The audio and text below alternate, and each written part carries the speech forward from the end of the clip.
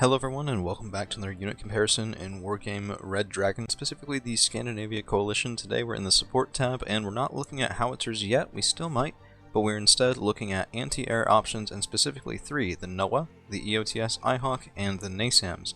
So Orangina is with us here again today. Do you want to sort of explain which one of these we want to take, when, and why? Hi, so you have three really solid anti-plane options. The EOTS obviously is not radar, so that's its main benefit. You will notice it suffers a bit compared to the NOAA, and it does actually become more expensive for less performance. But if your micro is good, you should probably consider the NOAA. It has the same accuracy as the PIP-3, so like the best of the Hawks, though it does lack a bit in anti-helicopter range. Besides this, with 9 HP, killing any crits, and very large anti-plane range, it's a solid pick for the Hawks. So what you said with your micro being good, I guess if we do have any newer players here, do you want to sort of expand on what micro is required for radar AA, just in case they're not familiar? Yeah, so it's not too complicated, but in the game it can become easy to forget. You want to keep your missiles for your radar AA off in case there's seed, which will just automatically target and destroy them. So if you have like something like the EOTS, which doesn't have radar, you don't need to worry about it. But unless you're certain the seed is dead or you're certain your opponent doesn't have seed, you're going to be really careful with that missile on the NOAA. That seems almost a little bit counterintuitive, keeping your anti-air off until appropriate, but it really does work wonders when you have that micro down. So the NASAMs then, compared to the NOAA, these are both radar, but they're very, very, very different beasts. When would you take one versus the other here? So most of the times I prefer the NASAMS. Obviously in Mechanize, which is a strong spec for Scandi, you don't get it, so I have to go with the NOAA. But the NASAMS has a lot going for it.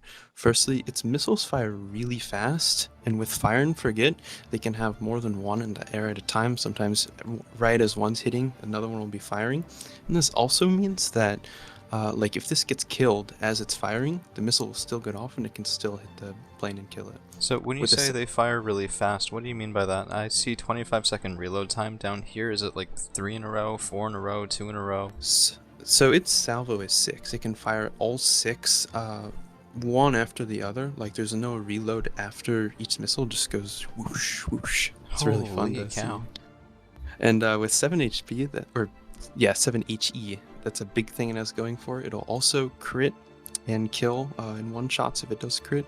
It's a very solid piece, and I like it having wheels too. Helps your openers when you don't have a lot of wheeled good AAS Scandi. So I do want to ask then, the NASAMS looks like an armored truck, and I guess that means you're taking double damage from kinetic. You only have 5 strength to begin with, not 10. Is this sort of relevant, or are those stats less relevant for backline AA? So yeah, I do think you're right in that it's less relevant for backline AA. I will say though that the NOAA doesn't really have that great protection, so it's kind of like both options for protection suck. If you want an armored piece, probably go with something like the automatic or the LVKV90. Gotcha, and just to show those briefly before we go out of here, we were in the missile defense tab. If you move over to the gun, the LVKV90 is of course the 50-point option from Sweden, and the automatic is the 80-point famous option from Denmark. So that's going to be our unit comparison for today. I hope you guys found it informative, and we'll be back with another one here tomorrow.